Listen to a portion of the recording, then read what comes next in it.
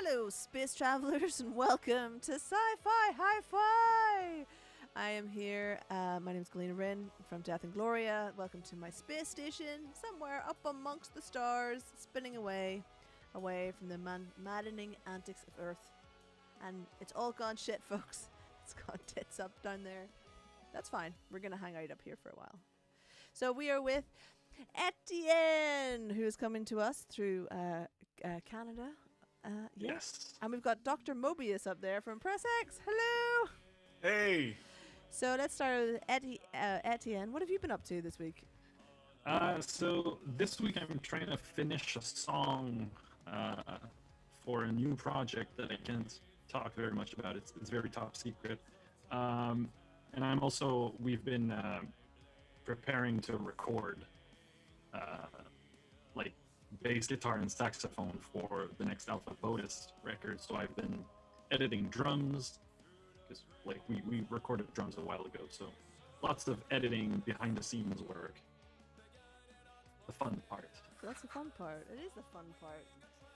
That is the fun part. That's the only fun we get. So, Dr. Mobius, do you want to tell the folks who you are and what it is you do? Yeah, so I play for a rock band called Press X, and we write original songs about video games. And on the side, I kind of do anime covers on my YouTube channel. I'm trying to build up a sizable portfolio so I can get more work, more audio engineering work. Really, that's the real hidden agenda behind it. Cool. So we met at, what did we meet?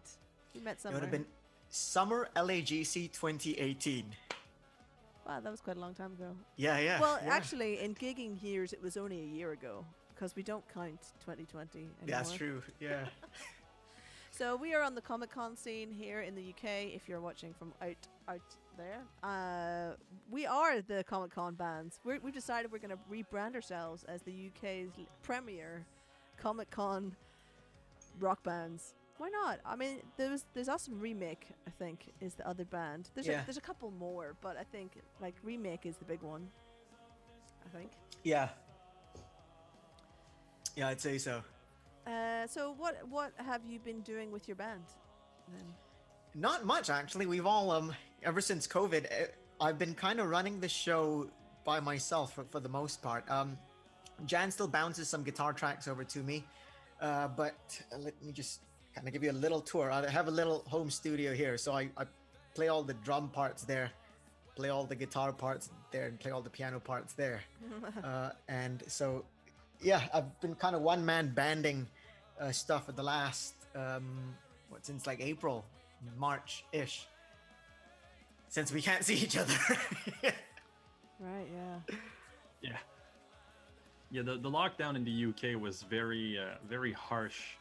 What do you mean was? We're still in it. We're still in it. Oh yeah, fair.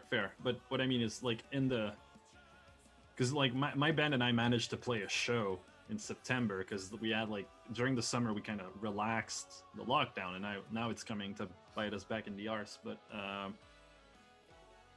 But yeah, like most bands that were like very collaborative had to move it online. So I think there's a lot of advantages in one being like a more independent musicians able to do every aspect of the production yourself. Yeah, it has saved me this year, and it's been quite a great learning experience because I never really understood how to mix music until I was locked here and had to figure out how to do all this by myself. Yeah, but you've also been playing shows in Canada, haven't you? Like yeah, I have. Yeah, like live streaming shows. So there's a massive video game music community in kind of North America in general, and the epicenter of all this is this band called the Runway 4, and so their guitarist Josh kind of started putting together Twitch shows for VGM bands. A lot of them are live, so they're playing it live. And about a month ago, he decided to do a worldwide one. and we had like Russian people. We had a band from Chile called Pokerus Project, and they were amazing. Like I heard their rendition of the forest theme, Galbadia Forest from Chrono Trigger, and I was like in tears, like in front of my screen, going, "This is so beautiful." It was so good. Like check them out, Pokerus Project, for everyone watching this podcast. You can just Yeah. throw the link into one of the Twitch or the Facebook pages. Oh yeah, let me figure out how to do this. Abby has joined us. Hello, Abby. She's saying that her laptop power tripped the house fuse. Yay! Welcome to Ouch. everybody's stuff. Yeah, we have had a few problems upstairs with this live stream studio we've built upstairs in the studio where I work, and between having to put heaters on and all the lights and all the rest, we keep on tripping out bits and bobs as well. So I feel your pain, Abby. I feel your pain for sure. Yeah, I remember in my garage we have like where I rehearse with my band most of the time. We have a single power outlet with like 2 power bars in it for the whole band, and if we turn the heater on while like the computers are running and everything, it just shorts itself out. So we have to choose music or heating for the garage. Yeah, when I got to the studio this morning, there was condensation on the outside of the windows. The outside of the windows. Rank. So cold. So how did you find like the learning curve for mixing your own music since April? Like how has that journey been? So I had a few kind of plateaus and jumps. What happened was that for the last, from 2007 up until 2018, so for 11 years, I only had Cakewalk 6. And that was the only thing I could afford, and Cakewalk 6. So I never upgraded my software for like 11 years. And about 2018, there's a local guitar chain here called Guitar, and I subscribed to the newsletter. And one day they said, "Oh, PreSonus Studio One is coming to town, and they're sending version 4. Come to the presentation, and you get a free copy." And I was like, yeah, why not? And when I made that switch, I was like, what has this been my entire life? But the downfall to Studio One artists is that they don't allow third-party plugins. And so I was stuck with whatever they had. And I waited until around April time. There was a massive sale. So the ability to unlock third-party plugins, which you had to pay for, was half price. So I pulled the trigger. And that allowed me to kind of take on a lot of extra things that I didn't have access to, like better plate reverbs, better mix bus compressors, that kind of thing. Yeah, it's I'm a big fan of like mixing with the stock plugins that you have, because I found like I produce my all of my band's music, and I'm starting to like hire out for the final mixes because I'm not that great at it. I'd rather spend more time writing and producing.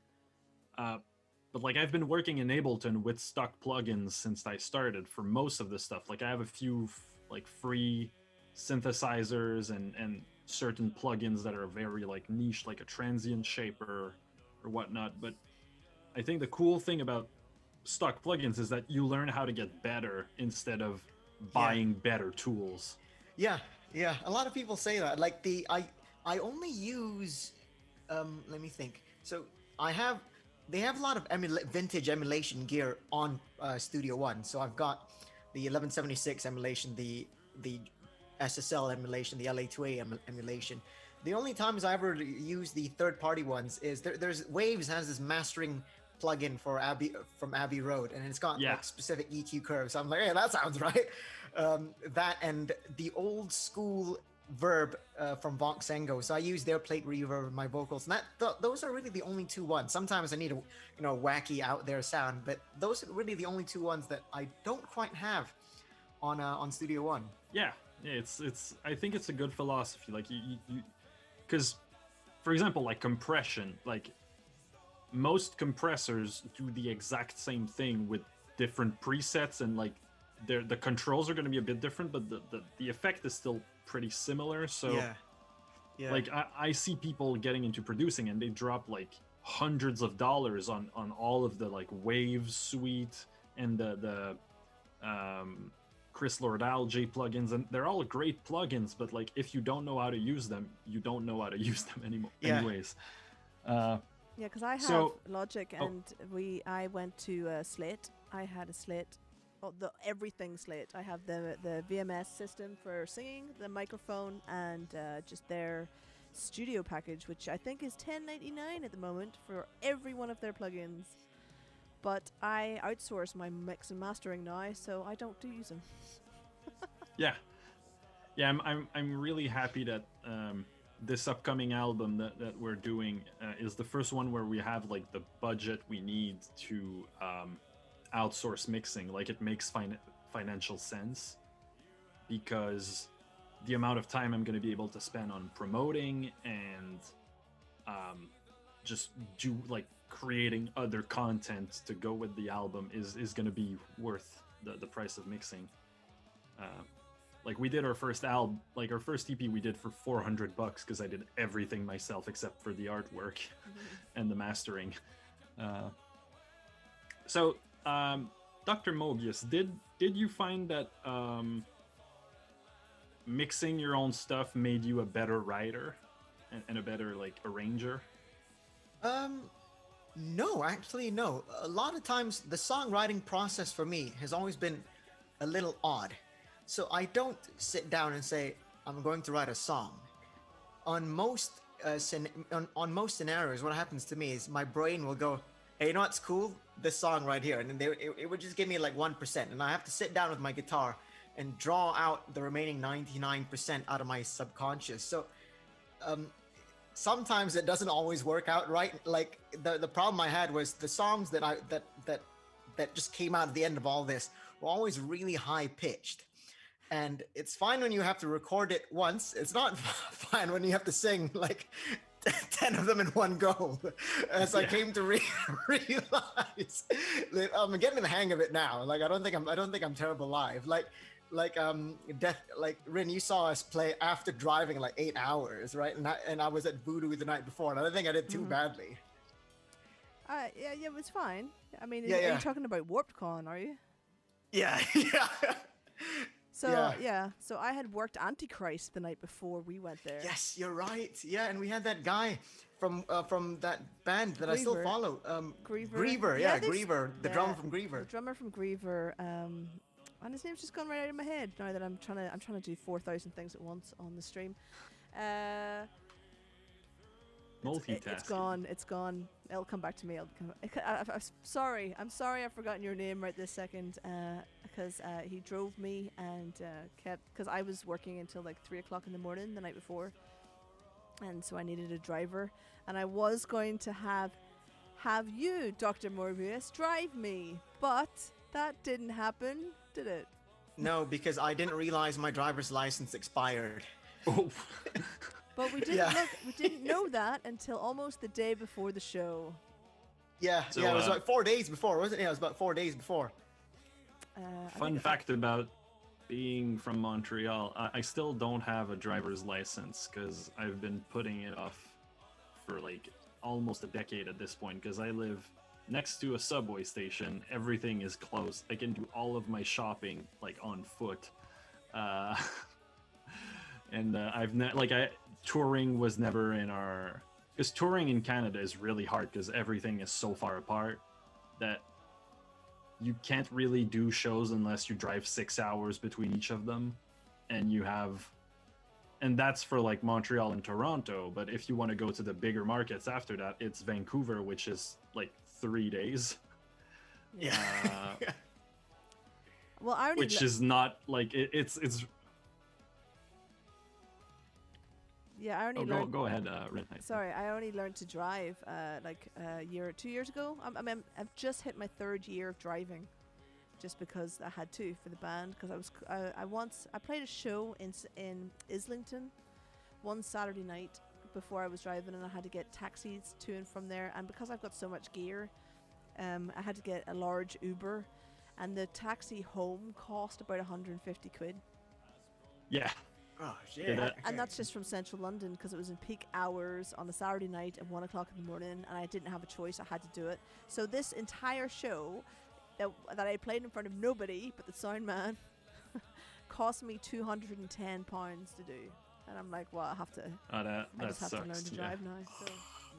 that was it. Wait, to answer your initial question, no, it hasn't really changed my songwriting in any way, but it's enabled me to get a lot more work around audio engineering, specifically targeting a lot of like the Japanese idol scene. That's kind of where I'm getting a lot of work now. Oh, cool. So you're mixing and producing stuff for idol artists.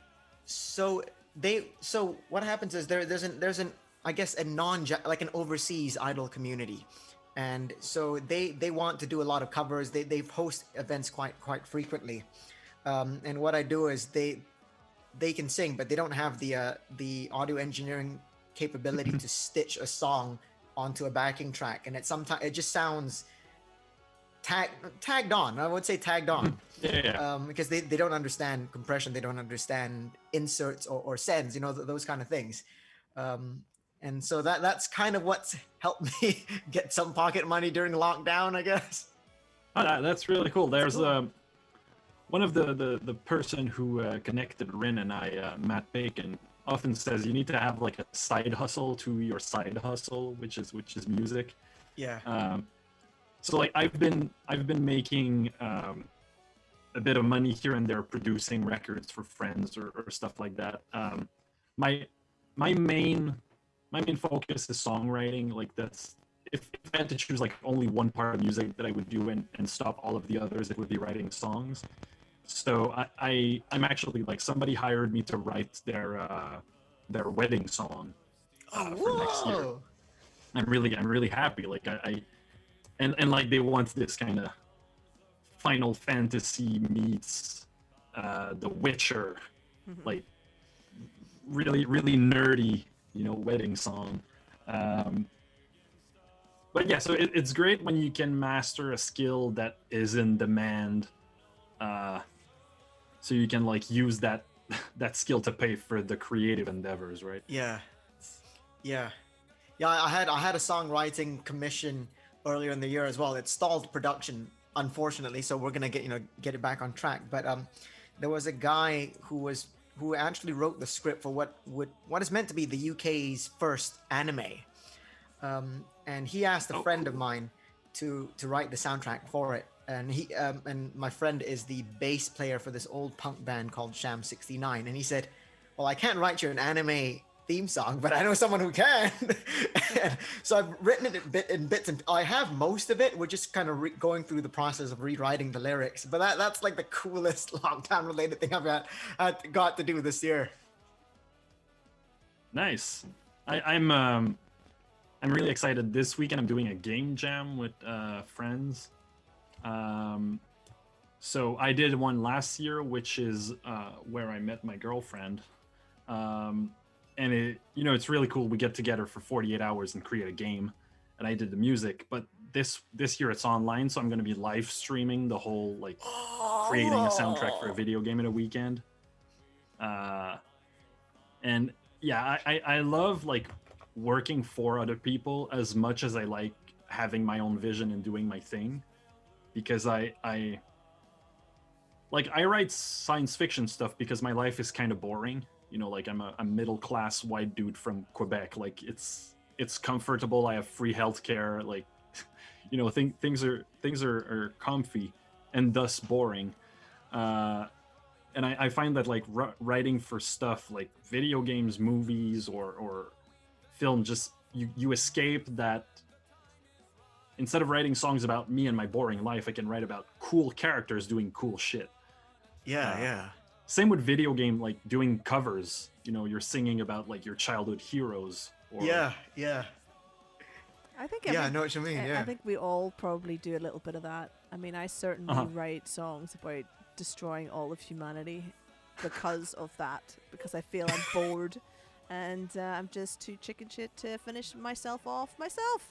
So I'll just take everybody with me, and we just fantasize about that. And it also means I don't really stress about politics or, you know, what is it, like things that are going on right now, common affairs, Current affairs. current affairs. Yeah. Because in my mind we're all dead anyway, so I find it very comforting. And there's solace in exploring dark thoughts through art instead of like just stewing in them, you know. Yeah, exactly. So Imran, what are the main contexts of your songs? Because they're not exactly sci-fi, are they? They're No. based on. Yeah. So let me think. In order, they're primarily game based, but I guess I extract themes from them. Palm Tree Panic, which is the song that you have on the instrumental, is really about redemption and time travel, but disguised as a Sonic the Hedgehog song. Dr. Light, which I guess is one of the more sci-fi songs we have, is about Mega Man. On the surface, it's about Mega Man 2. But when you dive deeper into the lyrics, it's about a robot that wants to be granted autonomy and self-determination. It's these kind of deeper meaning songs that I guess I write about. I don't really think about it. It just comes out like that. I can't really explain the process. So you're more like you follow your intuition. Yeah, I would say so. Yeah. And right now, what are some of the games you're enjoying the most? So I just finished Dark Souls. The next thing that I want to work on right now, and I've started stirring in my subconscious the ideas behind it would be. Have you ever seen Avatar: The Last Airbender? Not the shitty movie, but the anime, right? Yeah. I wanted to write a 5-part kind of concept EP about the entire series. And I have part 1, which is The Boy in the Ice, and the song starts off with him waking up and realizing 100 years has passed and all the airbenders are dead. And the next song that I was writing from that was called, or it will be called, Agni Kai, and it's about Prince Zuko and his relationship with his father, and he wants his father's love, but he'll never get it. And the ending song would be like this full-on like hard rock heavy metal jam, with Aang facing Fire Lord Ozai. Nice. Speaking of, I'm gonna get back to the Avatar because I love that show. But speaking of the Dark Souls thing, I'm actually reviewing for a metal blog this week a band, like they did a full album inspired by the Dark Souls universe. It's like Keeper of the Flame, Astora, and all that stuff. I'm really hyped to dive into it. Where do I find this? It's not released yet, but I will. We'll keep in touch, and I'll send you that as soon as it releases. That is so cool. Because there's so much metal about Lord of the Rings. Yes, there's too much metal about Lord of the Rings, I tell you. Arguably, there's a whole genre, Dungeon Synth, which is just worshipping Lord of the Rings. But I think Avatar and Dark Souls are like as good a universe to set music to. Like, what I love about Avatar is that they nailed like it's perfectly suitable for children. Yeah. But there's also like a lot of depth to the story, and I remember like I watched more like video essays and analysis of Avatar than I did watch the actual show. Oh well, okay. Like I did watch the actual show, but I just like there's a YouTube channel called Hello Future Me, in which it's basically the guy's a psych major but also an author, and he kind of breaks down storytelling by examining Avatar, because to him it's like the best example, because it's like a very well crafted story, and it follows kind of the main tropes, like the main how to write a story 101 stuff very well in and makes it like the best it can be, basically. Yeah. I mean, there's so many like what you feel like are insignificant episodes that add up to the larger building blocks right at the end, and that's what I really liked about the show. Like a lot of shows that we watch are kind of story arc based, and once arc one is over, you can kind of just push that aside and begin with the next story. But Avatar just had this subtle but really large build up. Yeah, yeah, and it like rewards the listener who pays attention. Yes. You know, it's like in those progressive rock albums when they like take a melody from the first song during the ending number, and you're like, oh, that's cool. I see what you did there. Yeah. But they do that in story base. Yeah. Of course, the real trick is to write the final piece first and then use the themes of that piece in the earlier ones, and nobody will notice. But that's a I never life thought hack. about it that way. That's quite smart, actually. Oh, Note to self. that's a hack. I like we do that in my band. We write songs, and then I tend to write like the lead melody last, which is like opposite to what everybody's telling you to do. It's like I write the main melody of the chorus after I've orchestrated the whole song. And so when we're done with an album, like writing most of the music for an album, sometimes we'll go, oh, we can take the melody of that song and put it on that other song because it's about the same character, and it's gonna be like really cool. But it only works because we kind of wait for the melodies at the end. Yeah, I think like it's a theater thing to have the overture at the beginning when you're waiting for the show to begin. You'll have a little bit of every song in a theater piece, and then they repeat those sonic motifs as they go through, depending on character and things like that. Yeah, it's like Broadway uses that a lot of the time. It's a classic of their sound, and I think it's a cool update on like opera, which does that as well. Like if you listen to the Ring Cycle by Wagner, he does that all the time, and he does that to a point it gets like really complicated. Howard Shore, who did the score of Lord of the Rings, did the same thing. If you listen to the score, you will hear like, okay, this is the theme of the Shire, and this is the theme of the Fellowship, and the theme of the Shire becomes the theme of the Fellowship.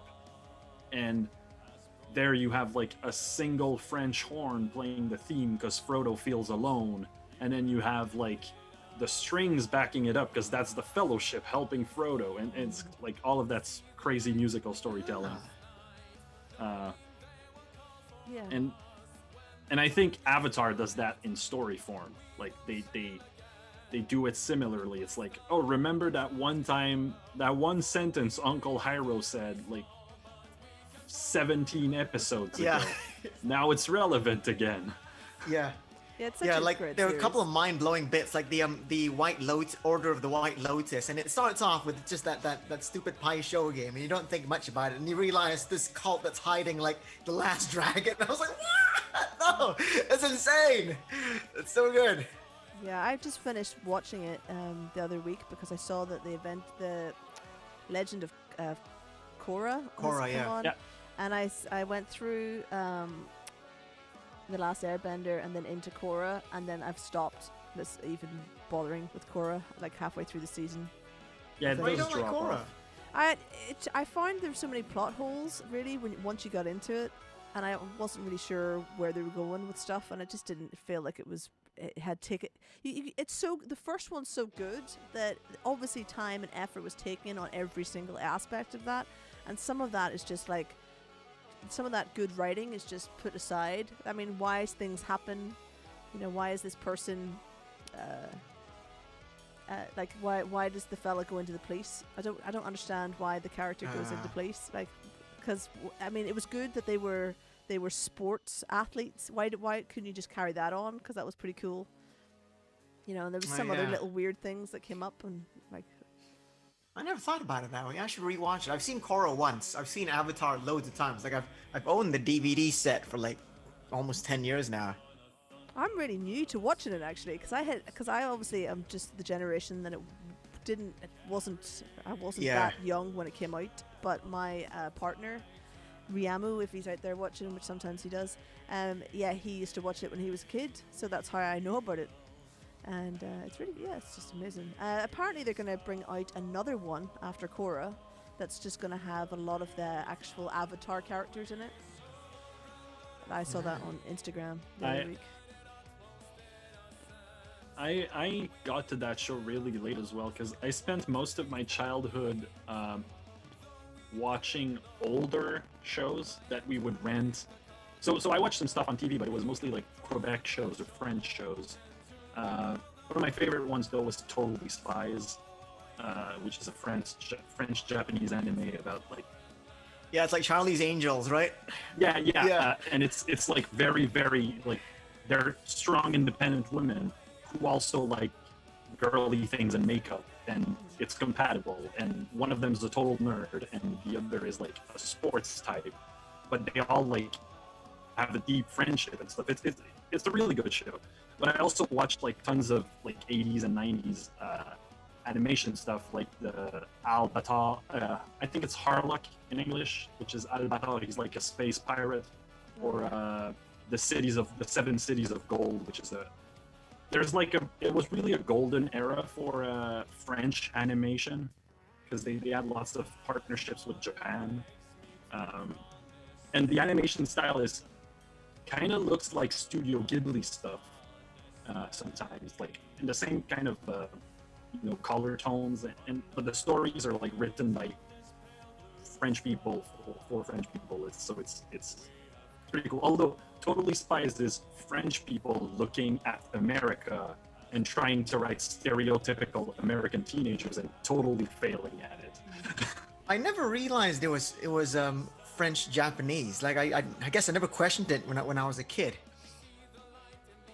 It's there's like we got a whole lot of it in Quebec because we speak French, but we were like there's only 8 million of us now, so we don't really have like the budget for big animation stuff. So yeah, I spent most of my childhood watching these old shows and then completely missed out on like my generation's cartoons. Aside from the obvious like Totally Spies, Powerpuff Girls, and like Pokemon, I guess, or Beyblade and Yu-Gi-Oh. Yeah. The Seven And when I, Cities of when I Gold. think of Quebec TV shows, the only thing that comes to mind is the old Just for Laughs show. Oh yeah, just for Laughs is great. The owner's an asshole, but the whole company's great. Yeah, the owner he just got a big so he got Me Too'd by like 40 women Whoa, shit. for like but it's like he built this, but he's not the only one who built this. Like the whole city of Montreal and all of the comics helped build it, and he was just the figurehead, so they've renamed it like the Festival of Laughs. Yeah, I instead, remember that. Yeah. and they're carrying on without him. We have a lot of great TV in Quebec, because like our big TV shows here are watched by like 2 million people, which is a quarter of the population. You don't get shows that have a quarter of the population watching them in America or in Europe, because there's so many people, so many TV channels and stuff. A great one I would recommend, which is on Netflix, is called Série Noire in French. I don't know how they called it in English. I'll check that out and put the link. But it's a story about two screenwriters who make their lives, like they get involved with organized crime to make their lives interesting to write better shows. So the authors of the shows are the main actors of the shows, and they kind of like destroy their own life to write a great TV show. So you have like their actual lives, and then in parallel the fake show they're writing, and they kind of meld together. Whoa. And it's very like dark and cynical. The characters are amazing, and it's just like, very like dry, cynical humor, and also a bit of good pop culture fun. It's pretty great. Where did we start from? I was just thinking that you mentioned the Seven Cities of Gold, and that's as Yes. an old anime, I guess. So that's something I definitely watched that as a kid. So is that in the same ballpark as Ulysses? Because that would to me, those two kind of fitted together time-wise. To me, I will check. I haven't heard of Ulysses because the Cities of Gold once again is it's a French animation, so I watched it all in French because I learned English in elementary school, but I wasn't really good at English until like I was 14 or 15 years old, and then I could start understanding all that was happening in English TV when people spoke fast. So I guess it's the same era, like it's late 80s, like early 80s, mid 80s, like the golden age of animation, basically. Yeah. So Daft Punk, I think, use Ulysses video. They're blue people and they're asleep. Oh yeah. I saw that video. Yeah. So that's from Ulysses. What? I'm not sure what the whole title of that is actually, but so Seven Cities of Gold and Ulysses to me are around about the same time period of me watching cartoons. I think. I'm pretty sure. Yeah, I still have the DVD set for Seven Cities of Gold, and I rewatch it every now and then. Oh, okay. They removed the show I was talking about, City Noir. They removed it from Netflix. I don't know why. They keep losing the good shows. Maybe because I think of like a Quebec-based streaming service bought it. Oh, darn. Anyways, yeah, it's. I wanted to watch Crazy Rich Asians the other day because my girlfriend was like, "We gotta watch that. It's so fun." And it's not on Netflix anymore. Like they're losing shows left and right. Well, I think a lot of them only have a license for a certain period of time, and then they run out because they often have a playlist of things with their time limited. Amazon does that as well. So I think they just sit on them. Yeah, there's also this weird thing where often there was this movie called Les Affamés. I don't know what's the title in English, but it was I think it's Ravenous. And it's a zombie movie made in Quebec, and it got bought by Netflix, but the rights had been in Canada. The rights were bought by like a cinema company to be shown in theaters and stuff. So you could watch it on Netflix in America in 2019, but we had to wait till early last year to watch it on Netflix in Quebec because of the way rights work. Oh man. So it was like harder to watch a Canadian show on Canadian Netflix than it was on like UK or France or American Netflix. There was a really good French crime thriller movie that I saw years ago called Ne le dis à personne. They translated it into "Tell No One" in the English, not dub but sub version, and it's about this guy whose wife, he goes swimming with his wife in a lake, and she gets murdered. He attends her funeral, he buries her, and 8 years later he gets an email with a link, and he opens it up, and it's a live CCTV of his wife alive somewhere else in the world. And the whole murder mystery unfolds from there, and it's really good. It's like I would rate it. It's like one of the top 10 movies I've ever seen in my life. Cool. I'll definitely watch that. Yeah. It's not they translated it pretty well. Like Ne le dis à personne and don't tell anyone is like pretty literal. Yeah. That's great. I watched a really cool science fiction French show. I think it's still on Netflix. It's called Ad Vitam, which stands for like Ad Vitam Aeternam, which in Latin is for eternal life or whatever. And it's like the premise of the show is people like stopped aging. So the show starts and it's like the 150th anniversary of the oldest woman on Earth. And it's like set in like 2080, so it's people who would have been alive today that just stopped aging. Oh wow, okay. And then it talks about like the place of young people in a society where you can't start the once you hit 30, you can start you basically stay 30 years old forever. Oh, okay, so babies don't stay babies. They all hit 30 and then they stop. Can they die? Can they die of old age? No. They can if they miss like their treatments or if they're murdered or whatnot. Yeah. Like it's basically every month you get into like a machine and it regenerates all the aging you've done in that month.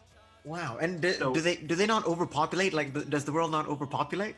No, because basically people stop having kids. Is like there's a kind of a paradox in demographics where the nicer the country is, like the nicer it is to live in a country, the lower the birth rate is. So like when people like when you live 200 years, you're not gonna have more children. You're just Yeah. gonna wait longer to have them. Oh, And- I see. And so they have this thing where like you're not an adult until you're 30 years old. Like you're considered a teenager. Okay, okay.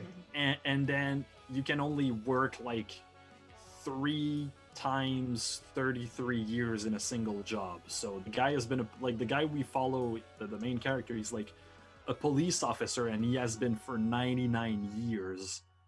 So he has to retire and start a new career. But he's been like, he's the kind of person who kind of puts off going to the doctor, so he looks older than he should because he kind of skips treatments every now and then. Okay, yeah, yeah. And it's a lot about like how young people don't have a place in society or don't feel like they have a place in society because all of the good jobs, all of the good positions are taken by people much older than them. Yeah. And it's kind of a nice way to look at the problems of, you know, we have kind of similar problems now where the millennial generation, like our generation, and has like such a small amount of the wealth compared to other generations at the same age. Yeah, yeah, yeah. You're right. You're right. I guess a lot of things haven't. A lot of the prices haven't kept up with the wages in, I imagine, most parts of the world. Oh yeah, yeah. No, I I watched a documentary not a long ago, and it's basically if productivity and inflation, if wages had kept up with productivity and inflation, the minimum wage in the United States would be $24 an hour, and now it is 7.5. Whoa, shit. So Whoa. like, because like productivity is like we're more productive than we've ever been, but now you need to like work on like delivering food or driving Uber to pay for your like living expenses because Yeah. your normal job doesn't cover them. It's Well, Yeah, we- it's pretty. well, s- It's pretty insane. We've changed our industry, haven't we, from industrial things to information-based products, Uh-huh. services, rather. So the in theory, the cost of creating work has fallen because we're not having to cut down trees or whatever. But I mean, the stuff still has not gone up as it should have done. yeah, and also like all of the, for example, one of the reasons like Canada has better living conditions than the US, aside from the free healthcare thing, which I mean it's great, but it's not the only difference, is we have stronger labor unions, and the labor unions like they made so that industrial workers were treated fairly, but like waiters in restaurant never had unions, and like customer service clerks never had unions, and you know gig economy workers are not even considered employees anymore, so those gains didn't, like the job market shifted, and so the protections that were afforded to like industrial jobs didn't carry over to. But that's like my roommate in the next room works for a union, and he's like negotiating like doing collective bargaining as we speak right now. It's a whole rabbit hole. Well, here in the UK, obviously we have. I think we do have good unions. We have unions for everything, and we have a general union that if your industry doesn't have a union, you can join a general one. But the Conservatives, I believe, are now talking about reducing the minimum wage rather than updating it, because we've just had an increase very recently, and they're talking about removing it just to help pay for all the stuff that we've we've gone through over COVID on all this hand over fist money. Abby's joined us on Twitch and is saying, "Oh, it's very depressing." It is very depressing. But here in Yeah, London, it is. here in London, we have a living wage which is separate from the minimum wage. So, like, we have minimum wage as well, but if your company values anything at all, they'll give you a London living wage, which is generally up, about £4 more an hour than everything. Yeah, because else. it's probably more expensive living in London than any other city in the UK, right? I think it's the rent. It's the rent's more expensive, but I find that everything else is Yeah. a bit cheaper. Like, petrol is cheap in London. It's cheaper than outside of London, which is just Oh, no, really odd. I get it. Like, we have this is on a more upbeat note. There's been like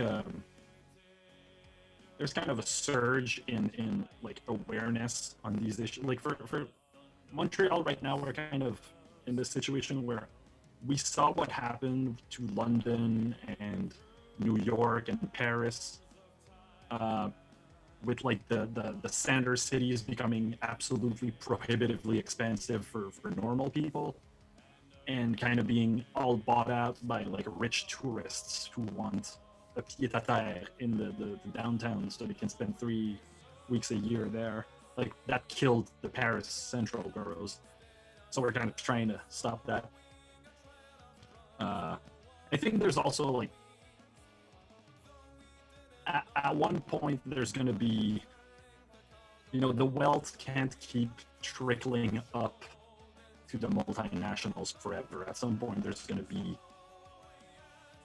like it's going to I have the expression in French, but it's at one point, like, people are going to just be done with it and demand fair pay. Well, this is what happens it's happened throughout all of human history. The rich get rich to a point where the populace aren't happy, and then they burn some stuff and take off some heads, and then stuff kind of rights itself, but it doesn't ever finish. It never actually stops it happening again. We're just going around in a cycle. But as a high tide raises all ships, so we tend to start off at a better level after we've burnt some palaces and taken off some heads, and generally rioted. You've got to have a good riot if you want anything to change, really. I don't actually agree. You'll never find me in front of a police horse rioting, because I'm from a country of riots and other such nonsense, so I don't get involved in that. But I also feel like we're in a position now where riots should be happening online. Like, I'm far more behind white hat hackers than people standing in front of police horses throwing stones at coppers. I mean, that's kind of a bit Victorian now, isn't it? Surely. Yeah, I think they part of that is because they've done so well not to let the cat out of the bag. And I guess we don't, when you walk into the shop and read the papers, you don't know who the contracts are being awarded to. You can find it in the Financial Times or the London Economic, basically any newspaper that deals with finance and stuff. But on the if you go to the supermarket and read the papers, you won't know who's been awarded the contracts to produce PPE, to produce school meals, these sorts of things. And that's what really pisses me off. Yeah. Well, everything's got a lot worse. Yeah. Here at the UK, it's because of this government. Everything has become a lot more friends of friends are getting things. I'm pretty sure we're going to lose a prime minister anytime soon now. I was seeing something else in a paper as I was walking past the shop today about him being apologetic and taking everything on the nose for all the problems that we've got. But in fairness, Bojo, as we like to call him, is just the head rat of the pile of rats. So it doesn't really matter who's in charge. They're all terrible. Yeah, I mean, we've already siphoned billions already in contracts, and I don't know what's left at the end of this. We may have to just project our subconscious into some machine, freeze ourselves so they don't have any living, so I have minimal living costs, and then I'll just live as an AI until the economy comes back to normal, and then you can unfreeze me and inject myself back into my real self. They won't let you come back though. That's kind of what they want, right? You inject your self-conscious into the mainframe, Gaia, or whatever we're going to call it, and then you just let go of your earthly coil, and away you pop, and you'll never come back down from cyber. I have been watching Sword Art Online recently. That's so that's where I am. Are you in season 1? Are you in season 1? No, we're in season 2. That's the one with the. That's the opening theme of that one, right? The one with all fairies. Is it the one where they're all fairies? We're past that. We've gone to Gun Gale now. Oh, yeah. So maybe it's Death Gun. That was that was a good one, man. I haven't seen it past that point. I don't know anime by their theme tunes, I have to say, Imran. That's not something I know. Where everyone knows anime by their theme tunes. That's the thing that's the defining factor of whether an anime is good or not. How good's the theme tune? Yeah. Oh, then by that metric, Death Note is the best anime because Maximum the Hormone did the great theme tune. No, I gotta listen to that. I never watched Death Note. I know lots about it. I just never got down to seeing it. I haven't either. I just love Maximum the Hormone because they're they do such a weird over the top mix of like metal and bubblegum pop, and like 1 minute they're like screaming their lungs out and bashing every instrument in sight, and the other it's like a Japanese kawaii. I think you should describe baby metal. Oh no! It's like, okay, so baby metal is the nice, clean corporate version of what Maximum the Hormone are doing. Because and I do like baby metal as well. Like I saw them live in a big festivals 2 years ago, and it was great. It's just very like slick, and it's very professional. Yeah. The musicians in that band are unbelievable. I mean, you could put anything, I think that's kind of the deal, isn't it? You could put anything in front of an amazing band and people will buy it. And Oh yeah, no, definitely. And the thing is, they did like all of the business side very well, but the guys and gals behind it, they're all legitimate fans of the music they're doing. So it's like, it's still authentic. It's and authenticity is a very like, I think it's overrated in music in the sense that I don't really care if you're writing about your true feelings or the feelings of some completely unrelated character. Like, if the feelings are expressed in a compelling and genuine way, like that I can relate to, I don't really care. Like, I don't care that Kurt Cobain, wrote about himself. Like, the songs move me, and it could have been all fake. It still moves me. It's like, so I think like baby metal is cool because they actually, the one thing I don't like is when people kind of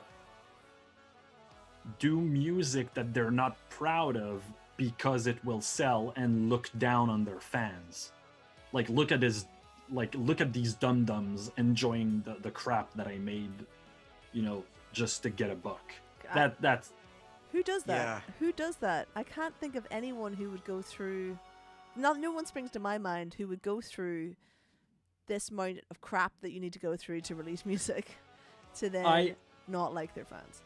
If I had to guess, it would be people who win like talent shows, like American Idol people, because they don't have maximum oversight over the music that they write, right? So they are just contractually obliged to say, "Here's a song, sing in front of people." Yeah, I think it's more like it was very bad in the 80s and 90s on the record label side. When all of the new wave of British heavy metal bands entered the 90s and tried to write glam metal, or pop music. Yeah.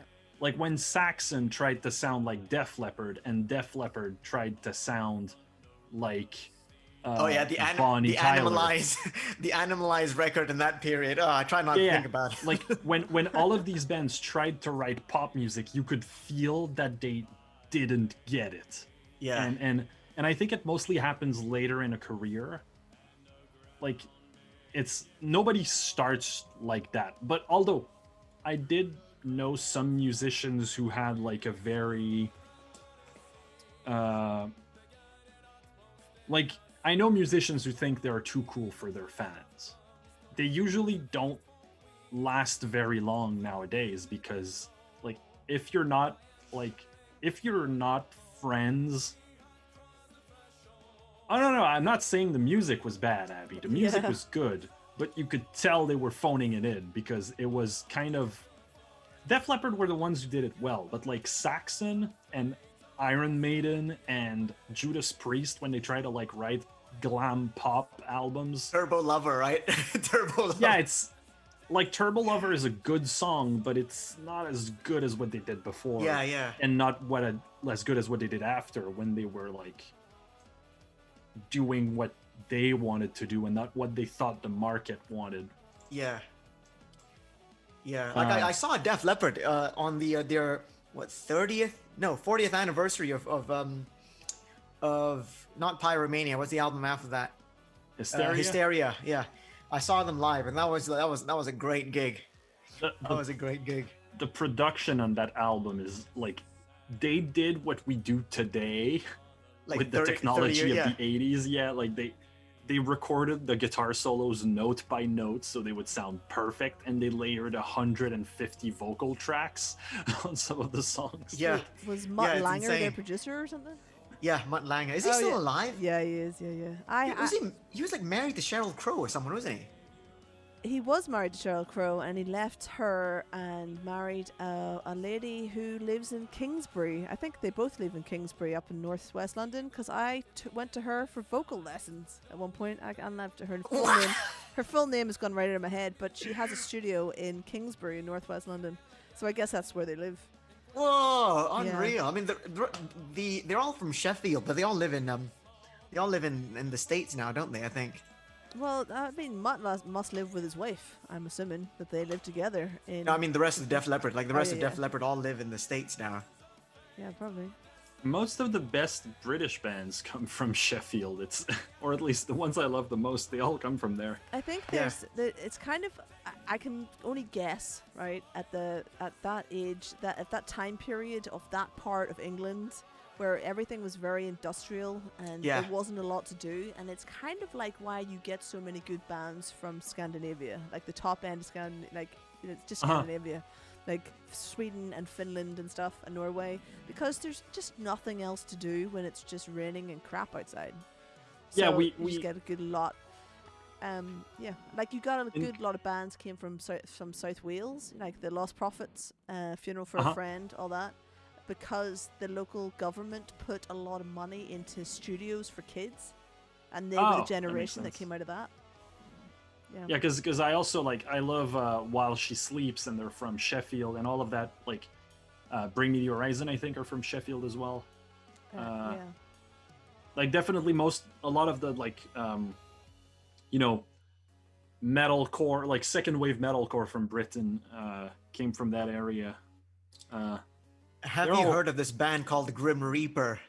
I have not. Oh, that is the hidden gem of new wave of British heavy metal.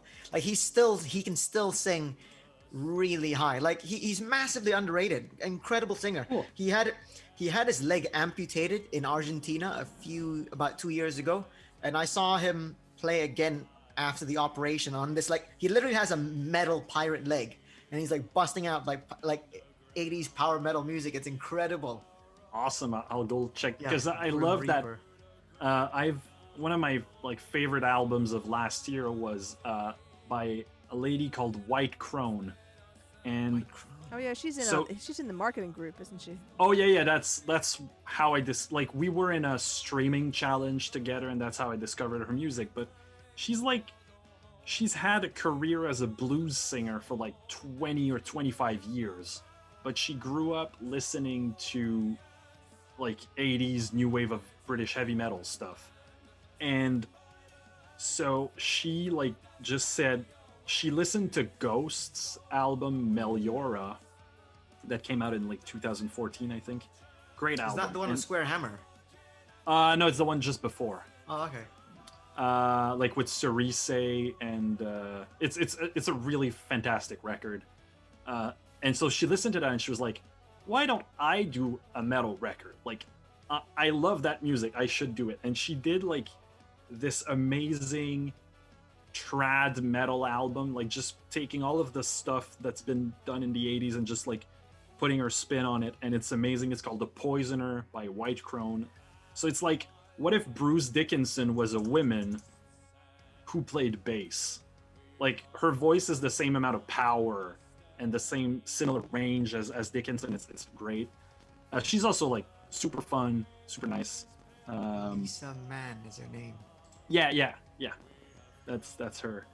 But yeah, so I love like that old school metal thing, which it's getting a big revival right now in the States and in Europe. There's definitely a lot of that influence in my band's music. But because like we started as pure synthwave, and then we just added a ton of metal in, and now we're like trying to just pull as many different influences as we can while staying like consistent and having a distinct identity. So like on the songs we have coming out like later in this year and the next year, we kind of mix like metalcore riffs that could be on a Bullet for My Valentine or a Killswitch Engage record with riffs that could be on a Van Halen record with production that could be on a Daft Punk record. Oh shit, that sounds really cool. Damn. Okay, I gotta check this out at some point. So we're kind of branching out from like just pure power metal or pure synthwave and just going. Like I can't do one style of music. I get bored. Have you heard of this power metal band called Victorious? I think I did. Name rings a bell. I'll have to go. They had this power metal concept album about dinosaurs, dinosaur warfare. That was what it was called. And it's insane. It's just the most insane power metal album ever. The second album that got released about a year ago was called Space Ninjas from Hell. And it's literally about space ninjas from hell, but power metal concept album. Like, they don't take themselves really seriously, but it's a really good power metal band. I think that must be one of the cool things with your music, with like the video game and anime stuff, is that it's a genre. Like, you can tell if it's video game music most of the time, but it can be Doom and it can be Persona 5. Yeah. And it can be Dark Souls, and it can be, you can, I think that must be cool for you to be able to explore. Yeah, we do have quite a wide variety of genres. So like our Mega Man song is, I would say, more like a late 80s, early 90s hard rock song. But a lot of the newer stuff almost sounds like 80s city pop, like Japanese city pop music, but with a rock edge. It's quite a strange sound, because I write with a lot of jazz chords, but with cranked amps. So, do you know the band Billy Talent? I love Billy Talent. A Canadian band, right? Yeah, they're from Toronto, but it's I'm used to them being very underrated because they never made it big in the US. But like in Canada, they're absolutely massive, and I think they're doing well in Europe. But they do that like Germany. Cranked, just a lot of crunch on jazz chords, and I it's a really cool sound. Yeah, the guy, the lead guitarist plays with a Strat. I don't remember the other Canadian band that I absolutely love is Mariana's Trench. Yeah, they're cool. Yeah. The one like hidden gem from Montreal that I think you two would like is Malajube.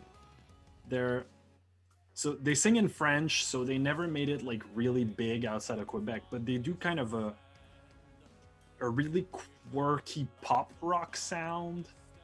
How do you spell that band's name?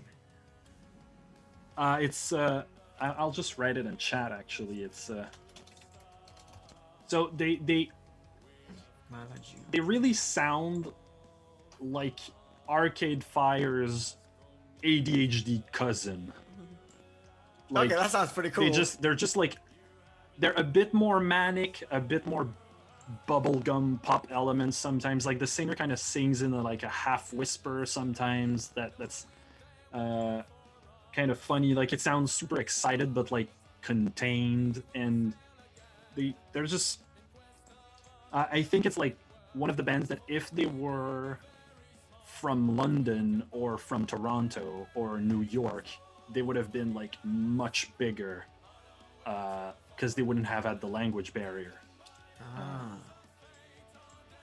Because that's a thing. Like I write most of my stuff in English, but we have a few songs in French, and I think I'm a better writer in French. It's just there's very little market for the type of music I'm writing with Alpha Botus in French. Like there's no scene. There, like we would be the only band doing it. So I try to do it sometimes, you know. But we have this problem, don't we? not having. We have this Yeah, problem. you're like the only two. Yeah. Yeah, I can definitely see that. I've been trying to get into more of the community of like nerd music or like comic music or whatnot, because I think it's a like not only is there like a crowd for it, but I think there's also there's also a lot of creativity in that scene, and like people are not scared of experimenting, whereas like in the more like traditional metal world, Yeah. you You can have only too have much so many fun. breakdowns.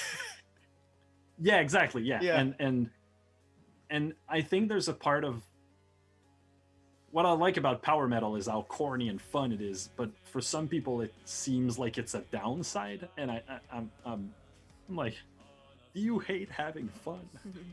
Like, I like 2-hour-long concept albums about death and depression. I listen to that shit daily, but like, can I have some songs about space pirates fighting laser dinosaurs, please? Yeah, there's another band on the scene here called Fangs of the Dodo, and they're pretty good. I think I'm not entirely sure what the concept is. I've played a couple of shows with them, but it's like they're all either superheroes or there's all supervillains, but everyone is its own character. So the keyboardist is a girl and she's blue. She's always painted blue, and then the bass player is a vampire, I think, in some kind of like he's always wearing a big leather trench coat, and they do weird songs about the crazy stuff, and it's good. Wow, like I'm listening to the song now, Evil Twin, and it's not what I thought it was going to be at all.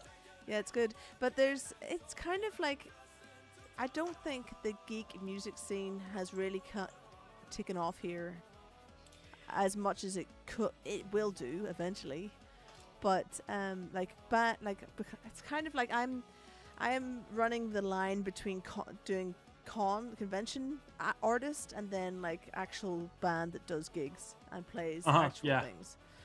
And the only reason for that is because I've come from the band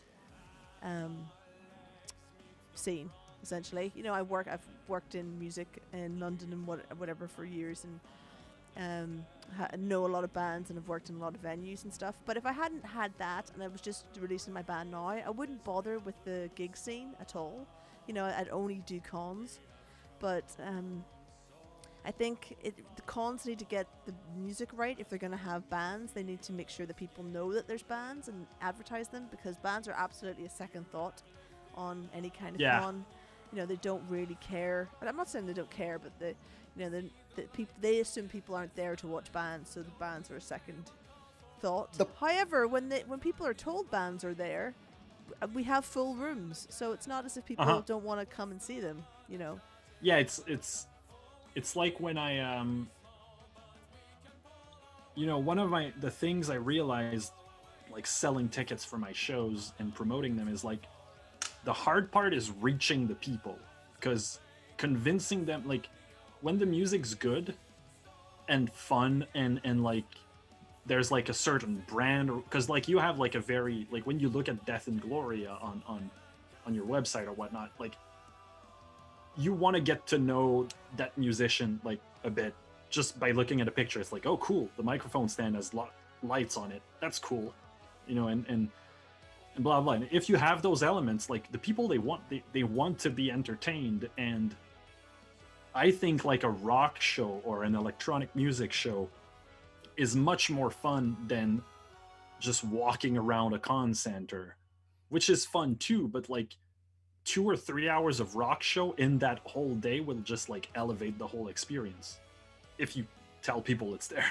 Yeah, but what they should do is split up the bands so they're not just one section. So what they tend to do is they'll have bands between like 1 and 5 on a Saturday afternoon or whatever. Whereas if they just and they'll have them in as a block, so people don't really want to sit there for a block of 3 hours to watch bands. Yeah. Whereas if you had like 2 bands a day, and they were split up, or 3 bands a day, and they were well split up throughout the day or whatever, then I think that would work, because people could come in and watch a band and then they could go away again, you know what I mean? But if you've got a block, then people don't want to leave in the middle, or they don't want to commit to the 3 hours in the first place, so they might lose their seat, or you know, they're not there to watch a gig, but they like gigs, you know, they do like to watch shows. So Yeah, I get that a lot.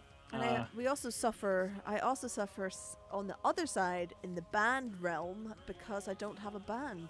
So I have this projection screen nonsense, because I want people's attention. And at cons, it's perfect because they're sat down. There's usually a bar nearby. You know, they're willing to sit there and they're not there to dance anyway. So it's fine. But then on a rock show, it gets a bit weird because people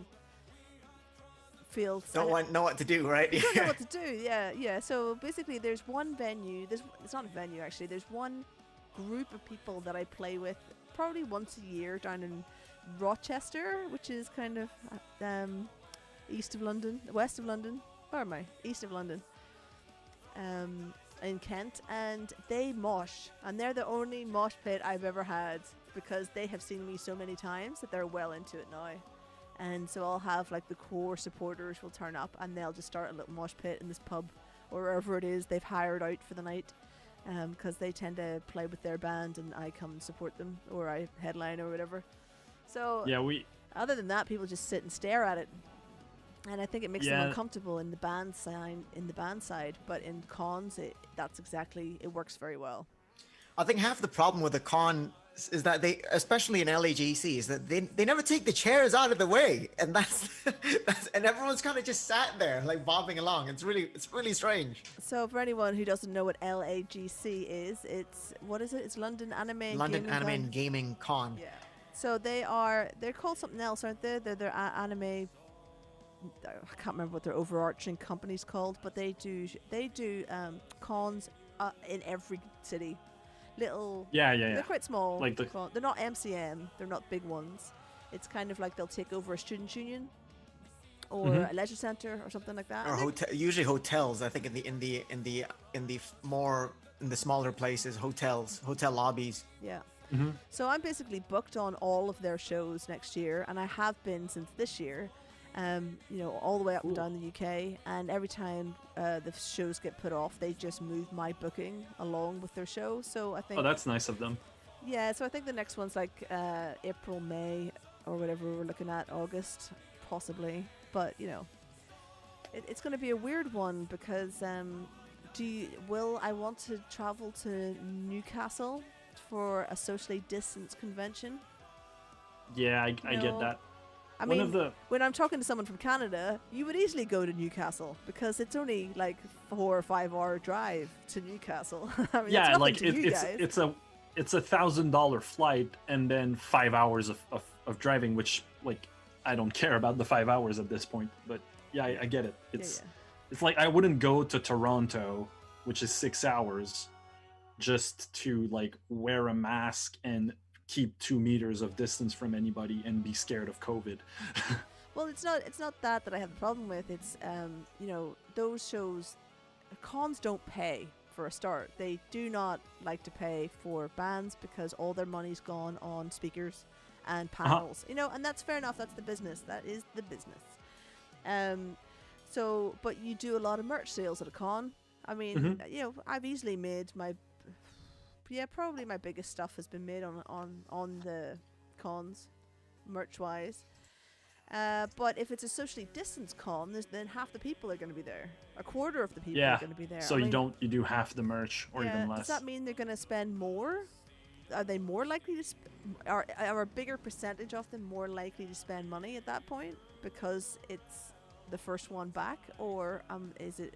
I don't know. Is it lost? I think it's going to be packed. Well, not packed. It's going to be at full capacity very quickly. I foresee it being full capacity very quickly. Whether or not it's worth it, I don't know. I mean, I think we spoke about this earlier, but the plan really is to, now that I have this data list, just sell ourselves as anime bands and see if they'll take the bait. Like an entertainment package, effectively. One of the things we're doing with my band is we're really only in the band circuit. We were supposed to play our first convention this year. Now it's been moved to next year, so we're still playing it, which is cool. That's going to be our debut, but we kind of play with like synthwave electronic artists and then like metalcore or power metal bands. There's not a lot of power metal going on in Canada. Like there's some in Canada, but in Montreal Montreal is a death metal and deathcore and progressive metal city. Yeah, same with London, basically. Same with London. Oh, hi, yeah, Can. so Can's joined us on Twitch. Hello. Hey. So Can is so in we Press kinda- X, by the way.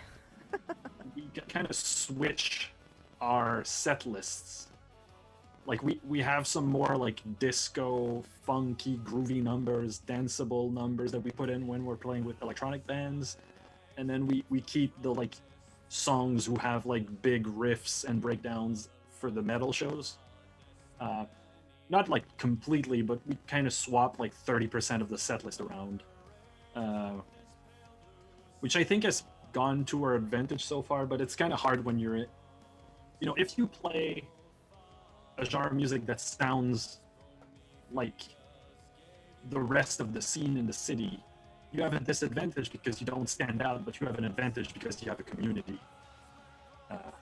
You're right. You're right. Because like you can, let's say like with you two guys, like if Dr. Mobius opens for Death and Gloria during a full tour, like it's going to be good for both of you because you're like sharing your fan bases and stuff. And if one of you two blows up, the other will benefit, because it's like usually when people discover one cool band, they'll see that one cool band at a show, and then they discover the other cool bands that are with them, and it trickles down. As you said earlier, like the rising tide lifts all ships. Yeah, but neither of us have a tour, but we don't have a tourable audience. Our audience is not going to enable us to tour together.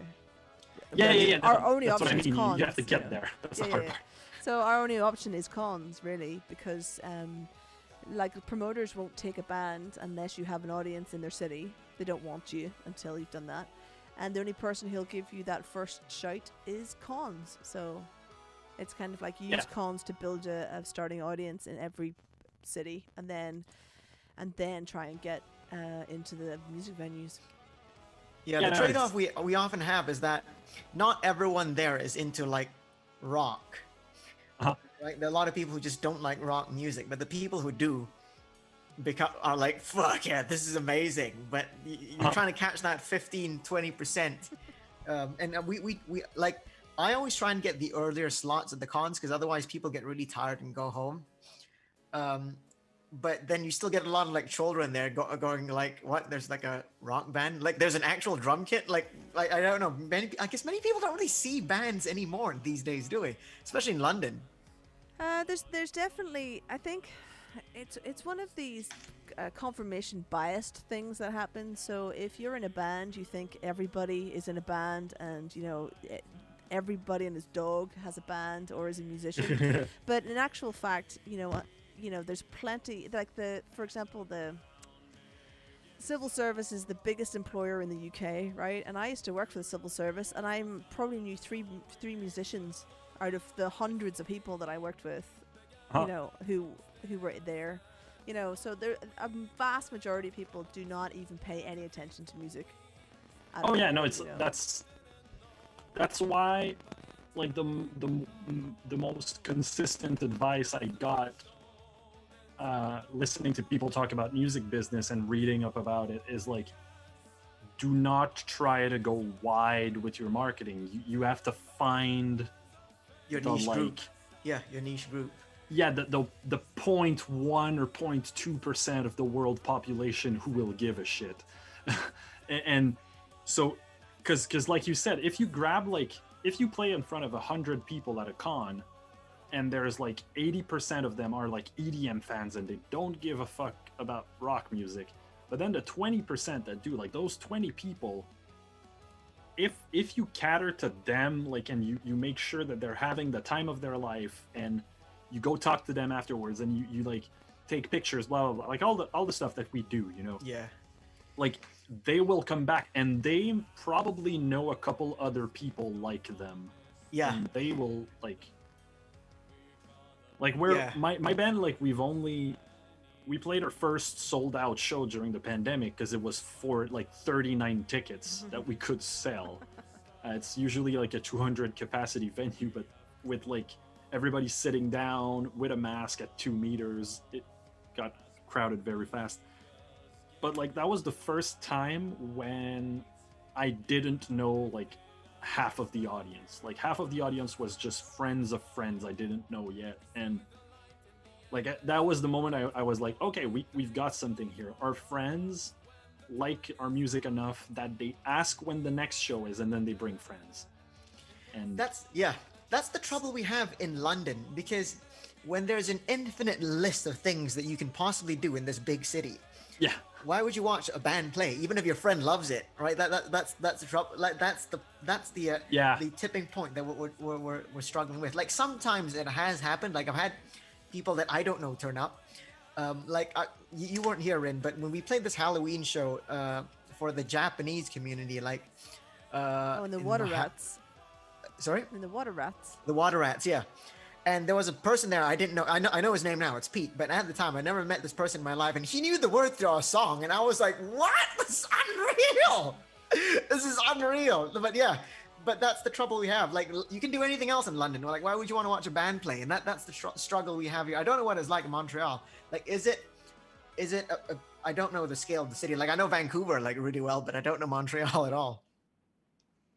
It's a bit bigger than Vancouver, but not a lot. Like, it's very similar. I think the one thing that saves us in Montreal is that, like, the percentage of people in Montreal who are like very involved in music is bigger, because Montreal is like one of the biggest music city in America. Like, we have, like, the whole summer is just music festivals, and not just like, we have a couple of festivals that are like on an island next to the city, because the city's an island and there's a couple of other islands around it. So you'll have those like Coachella type festivals, you know, 3-day things where people buy like $200 tickets and then go for 3 days. But we also have like the jazz festival, which takes over the whole downtown area for 2 weeks with like free shows outdoors. And we have like a French music festival that takes up 2 weeks of space. Like, so the city like really digs live music. And we're lucky because one of the big industries here is programming and graphic design and like 3D modeling. Like, we have all of the big video game studios in Montreal. We have lots of programs. So we have a lot of nerds. So we get lucky that like there's like tens of thousands of like nerds with high paying programming jobs. We need to move to Montreal. Yeah, you need that. We need that. We need to move to Montreal. Well, we could just move to Belfast, but because that's the UK place for all that, for computer programming and yeah, I think graphics. I also think the trouble that you guys might have in London that we don't have as much is, like, London is the biggest city in the country, right? And it has all of like the big important business stuff, and it's the capital as well, so you got government there and all that stuff, and the civil service. And so Montreal is the biggest city in Quebec by far. Like, half of the population lives within the great metropolitan area of Montreal. But all of the government stuff is in Quebec City. So there's and all of the like big Canadian government stuff is in Ottawa, which is 2 hours drive away from Montreal. So it's kind of like, it's very much the cultural, like popular culture capital of Quebec, but the highbrow culture is more in Quebec City, like the big, national museums and stuff like that. Ah. But we're also like, I'm also lucky that I'm kind of very good at like being contagiously hyped about things. So like people, like I think my friend group, like they see how hyped I am about bands and music, then I kind of convince them to come over. But Sorry, go ahead.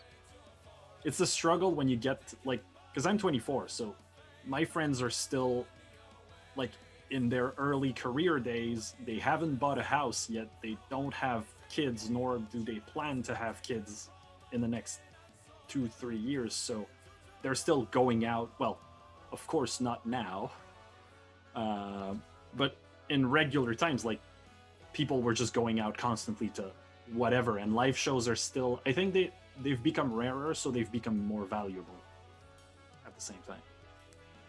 Yeah, I think yeah, I guess when I was that age, I was on tour a lot with bands and working as backline tech and tour manager and stuff. So we were out all the time.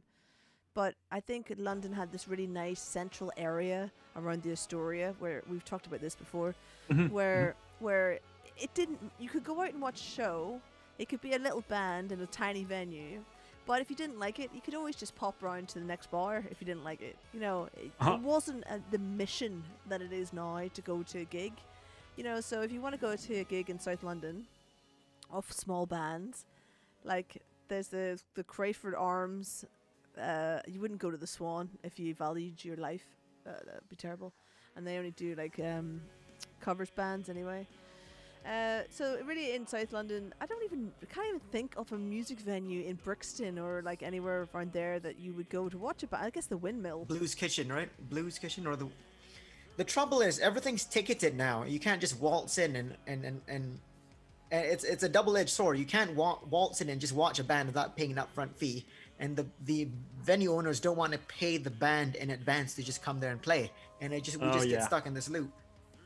Yeah, well, I don't know how it's gonna look like next year when everything opens back up, because we've lost tons of great venue to the pandemic, and even before that to like hiking rants and yeah, same here. But we had like, we had a couple of great venues that were owned by musicians.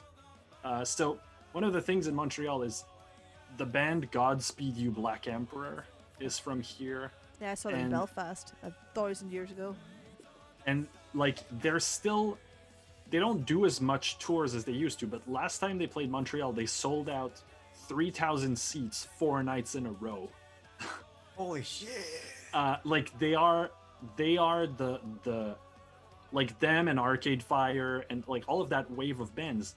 Some of these people, like the bass player from Godspeed You Black Emperor, he owned 3 venues where you could rent the venue for like $300 a night and sell 300 tickets for it. Like it was a 300 capacity venue you could rent for $300. So we played there a couple of times and we sold tickets $10 a piece, which is kind of like the low, because $10 Canadian is like £5, so it's really I was gonna say, wow, $10 is a lot, because they do like 3 to 5 here, don't they? Yeah, but so it's a similar price, but yeah, you only need 30 people to make your money back as a band. And so we had a lot of those cool venues that allowed you to do that without, like, worst case, you lose $300 because nobody shows up. Best case, like what happened to us, you walk out of the venue after that and you split like $1,000 between 3 bands. And like there was all of this, and that was like all very central, like in the downtown near the subway stations, and like most of these are like either like they've put the key under the door, or they're kind of in a limbo right now because the government is helping them, but like we don't know if they're going to survive. So that's Yeah, it's the same here. Like- They're all going through the same thing. Yeah, but- For a while, I Oh. was in-house promoter for the Unicorn up in Camden, and that was historically a free venue where nobody was allowed to charge on the door. And so the bands got paid a percentage off the bar, but realistically, you couldn't make more on a band night than £200 because the bar couldn't take that. You know, having a full house and the till starting at 6 p.m. to whenever they closed at like 11 because it was a pub or whatever. You know, you weren't walking out of there with more than 200 quid. So for a promoter and some bands, that, you know, with 200 quid being the maximum you can take out of the venue, it's not really worth you paying good bands to be there. So the bands you could get for that kind of money was like really kind of small and not good really. So for every you know, for every one night, maybe Friday and Saturday would do well, but then any other band night that didn't take like 150 quid to the artists that night just wasn't worth them being open. And just too many of those nights. I mean, you're saying that at the worst case scenario your band would lose £300, but that venue would lose what on nobody turning up. Oh, that venue would probably lose £500-600. Maybe probably more on staff and all that kind of stuff, and it just can't. That kind of stuff just cannot happen anymore. You know, you can't have nights that just don't pull. If you travel further afield, like in Surrey, we don't have this problem. So I still play for another band down south, and they just pay us in advance, like about as high as we can get, and it's usually about $300, 300-ish. Yeah, but that's a cover band, though, isn't it? Yeah, that's true. You're right. We're not. Hold that thought. I need the bathroom. That was very sudden. When you gotta go, you gotta go. Yeah, it's true. The cover scenes, you know, I think ultimately you have to present the cover scene as something completely separate to the live band scene. And there's Khan laughing at him as well. So we had a plan for this, like 2020, that got shelved when COVID hit. But our plan was to do a tour like in the smaller towns in Quebec, and the way we were going to do that is we were going to like do a 1 hour set of covers of like 80s covers, and then do another set, like a 40-minute set of our original material afterwards. And that way we would advertise ourselves, like we would prepare maybe almost 2 hours of 80s material, and then we would like go to the promoters and we're like, hey, so we're a band and we can give you like 2 hours of 80s top 40 covers and hard rock and you know, the golden age of rock and pop rock music. And we're also going to do like an original set. And that was working kind of well because they could market us as like in very small town, like in 5,000, 10,000 people towns. We could play smaller venues that have like a local following that goes there every Saturday night for like, you know, to dance to like cover bands. And like we kind of went all in for original music when COVID hit because touring was not going to be a thing for a couple of times. But yeah, I think there's like, it's definitely because you're not just like what Dr. Mobius said, you're not just competing against music, you're competing against everything else. And I think the way bands can get outside of that kind of trap that live music is like the one way you can make money, but it's also very hard to like get going, is I think you got to double down on what makes a rock show special. So like we play with costumes and we make sure to have like, to make the show an event and to play like surprise covers and stuff that you won't get anywhere else. And to have like a very curated bill, only playing with artists that are like relevant and that will make a fun experience. And we kind of, it's harder to do on a tour or whatnot because you have to like build relationships in other cities and stuff. But I think you can't just show up with 4 dudes dressed like everybody else in the crowd playing, their songs with no lights, no projections, no makeup, no costumes. It's Yeah. And the thing with that, with your 80s concept, from a promoter's perspective, I think I would want, if somebody came to me with that, what I would say is you flip the sets. So your originals is the support band to the cover top.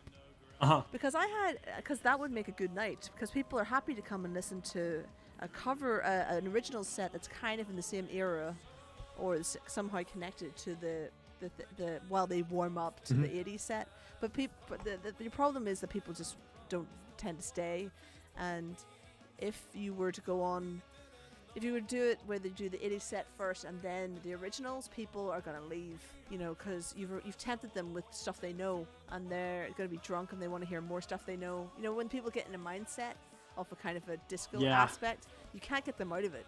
So you're better off flipping it round so that they'll at least be sober and paying some sort of attention to the originals bit before you give them the cheese section. That's a great way to look at it. Honestly, I think, that's the better idea. I think we also thought about like doing sandwich sets. Oh god, like, no, because it's like turning on karaoke. Word. Okay, yeah. As soon as you hit that cover set, that's the mind frame people want to be in, and they're not going to come out of it again, especially if they've been drinking. Because I had sandwich. You mean like covers, originals, covers? Is that what you mean? Yeah, like you do like a 45-minute set of covers, throw in 15 minutes of originals, take a break, and then do another set of covers with a couple of originals mixed in. No, people are just going to go for a cigarette while your originals are on. Okay. They're just going to take that as their break, so it's not worth it. I've alternated. So when I play at cons, we kind of alternate covers and originals so that they don't go anywhere, because so we'd always close with the opening theme from Attack on Titan, but always open with whatever anime is popular at the time. And it's somewhere in there we'd have a couple, 2 or 3 covers, like a Snake Eater from Metal Gear Solid. That's one of our standards. Yeah. Yeah, but you're talking about mixing covers and originals in one set, and he's talking about different sets going over 2 hours worth. Oh, okay. Mixing covers in is a great, like, we did a cover of for most of our first show we had 4 songs, because we released an EP, and then somebody was like, "Hey guys, do you want to play a show in 3 months?" And I looked at my co-composer and we're like, "Oh yeah, we don't have a band. Let's say yes and build a band." Yeah. That's what I do all the time. I do that. I've always taken shows without musicians and then just found musicians to do the show. Or I'm like, I'll just hire Dr. Mobius here to play bass for me, because I need a bass player. There you go. Because once you're like in the scene, and like half of my friend group is musicians at this point, so I know I'm gonna find people. So we did that, and then so we were like, okay, we got 4 songs. What do we do? So it was around the time Kung Fury came out, so we did True Survivor. Oh yeah. And then we did like Push It to the Limit, Danger Zone, and I did like a medley of. And we did like a medley of video game soundtracks from racing games. So we started with Rainbow Road, and then Green Hill Zone from Sonic, and then Coronaria from Star Fox, and we ended with 2 back-to-back covers of F-Zero themes. So we did Big Blue and what's the other one? There's Big Blue, there's La Pa, Pa-da, and the other song in whatever, another F-Zero song. And like that was our set. So from the get-go we were doing tons of cover. We did like, since then we I'm gonna spill the beans here, but our next show we were doing a Devilish cover. So we're gonna end the set with a cover of In the Air Tonight by Phil Collins. Phil Collins. But when the drum fill is supposed to come in, it's going to be the drum fill from Never Gonna Give You Up, and we're going to launch into Never Gonna Give You Up. And there's Rick saying he loves F-Zero. Used to love that Oh, soundtrack. yeah. F-Zero is a fantastic game, and the soundtrack is just like, I love the new version they did for I think for Wii U. I don't know, they redid the game and they redid the soundtrack with like a full band, and it sounds amazing. It's just so fun to play. Like, it's super fast, super energetic, and you just shred. Like, the full band is shredding. It's great. You should go add bonus stage Vancouver on let me just link that here so everyone else can follow them. Sure. That's the go-to place for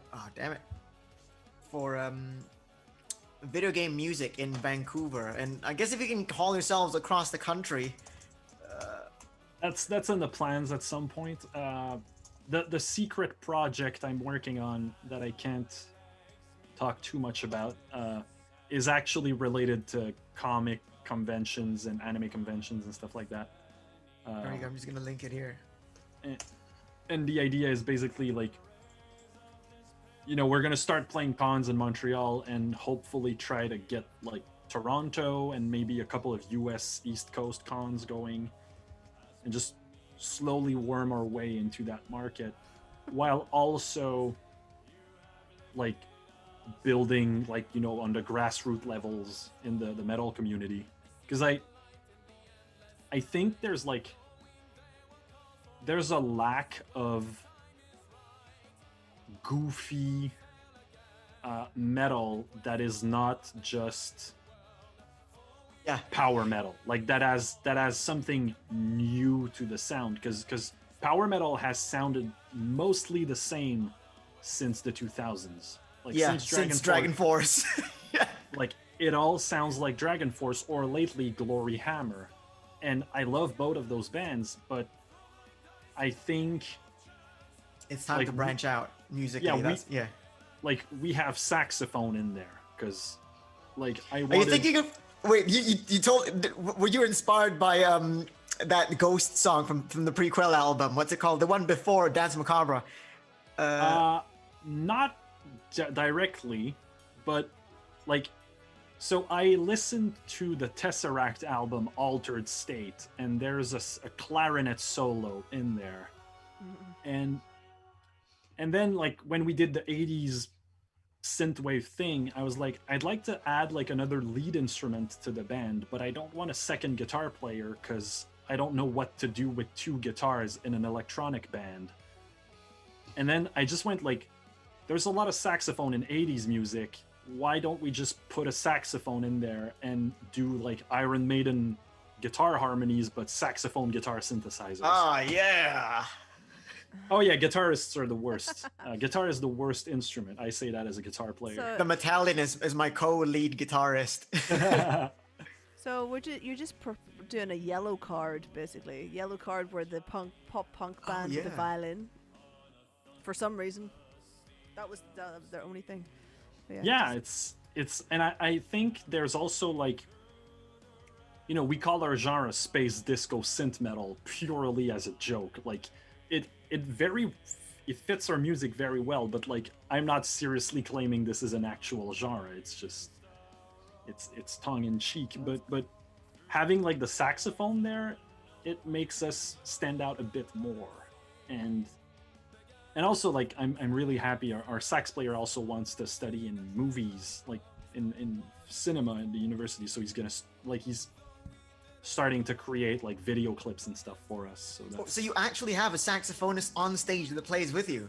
Yeah. Holy like, shit! we brought him in full time. So the last EP we released has one song we recorded with him. That's the first time we did, and it's like straight up Iron Maiden type riffs, but it's like synthesizers and saxophone doing the harmonies together.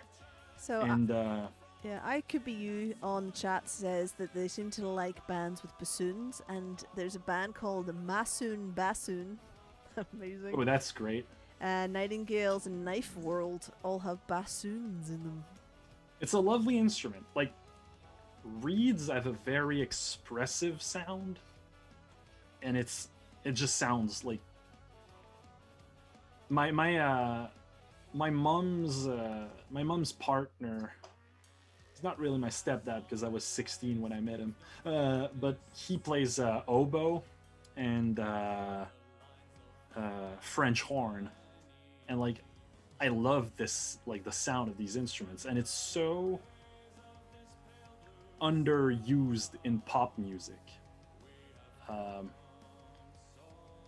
Like, you get tons of acoustic guitars. We don't need more acoustic guitars. We need more like arp and mandolin and hurdy-gurdy and Hurdy-gurdies, man. Like that's something that I had, like I knew about those when I was kids. Like that was a folk instrument, and my mom's from a folk background. And you know, that and bagpipes are just things that should never ever really be in music. But the hurdy-gurdy's in everything right now. It seems to be very, very popular. Yeah. Cellar Darling, there you go. Have a hurdy-gurdy. Yeah, Cellar Darling, I think she was the hurdy-gurdy player in Eluvite before that band. Like, she left Eluvite to create that band. You wouldn't But think yeah, and you also get- like Sorry, you what wouldn't I think you like- had band politics around a hurdy-gurdy, would you? oh, maybe, yeah.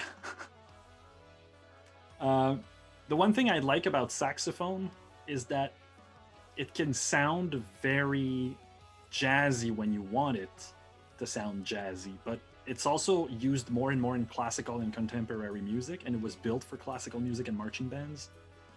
So, kind of like the violin, where violin doesn't have to sound folk. The saxophone doesn't have to sound like one thing. Whereas if you put bagpipes in a song, everybody's going to think about Scotland. Like, no matter how hard you try to like remove that association. Or hurdy-gurdy, people are going to talk about folk music. If you put like trumpet and trombone, it's going to be hard to not sound like jazz or ska, Yeah. especially if you're doing rock. But like saxophone is a bit more of a chameleon. Yeah. Tonal accents. What yeah, are they? I'm just fans of instruments that don't just take over the entire soundscape. So, like, if you have like ska brass sections, having been a stage manager in small venues for a long time, man, they are the bane of everyone's existence.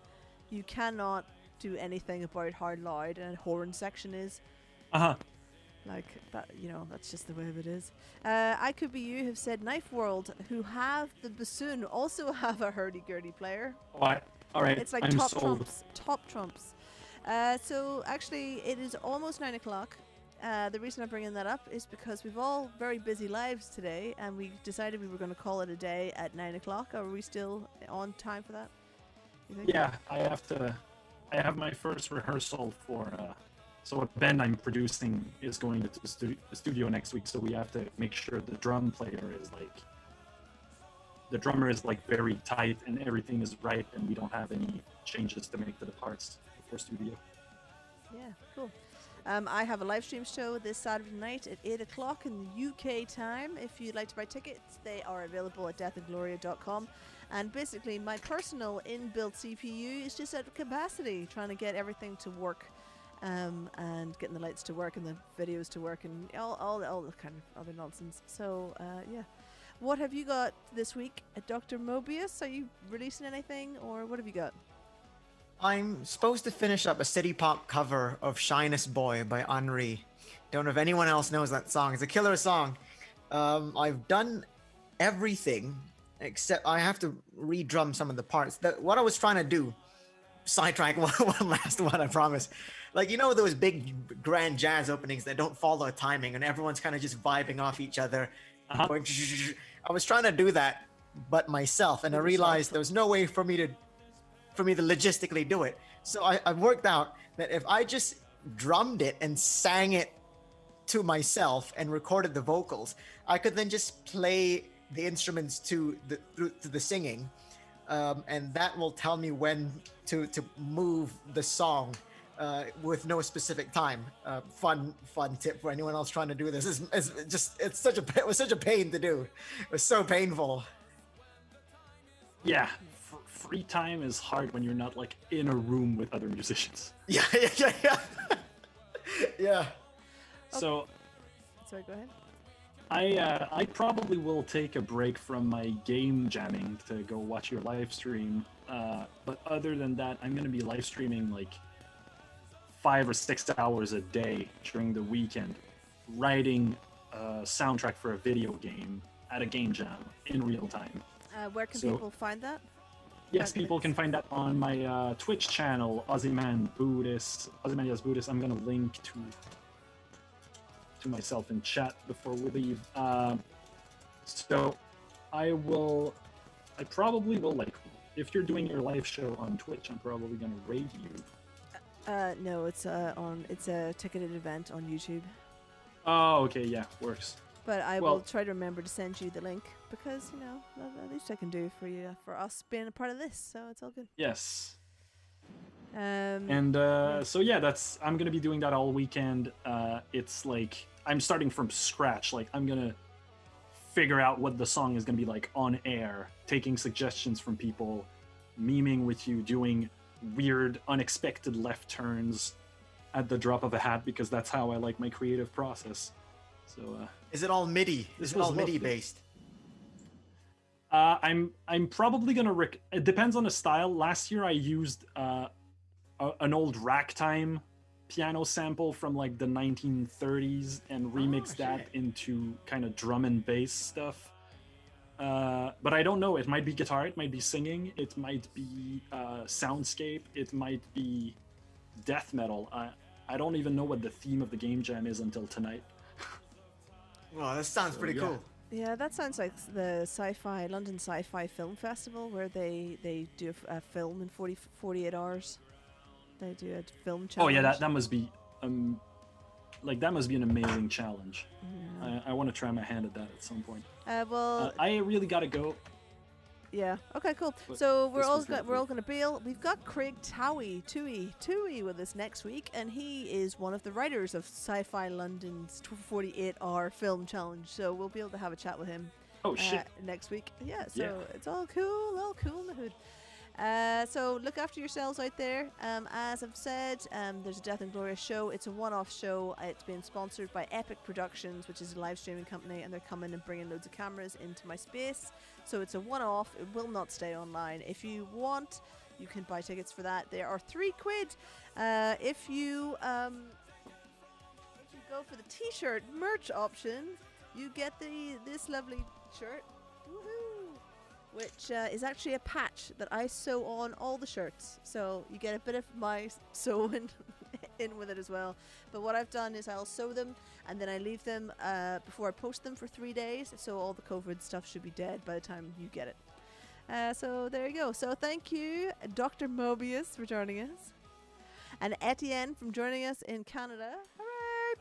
And we'll all be back next week. Next week here on Sci Fi Hi Fi. Tell your friends, like and subscribe. You know what to do. You know what to do.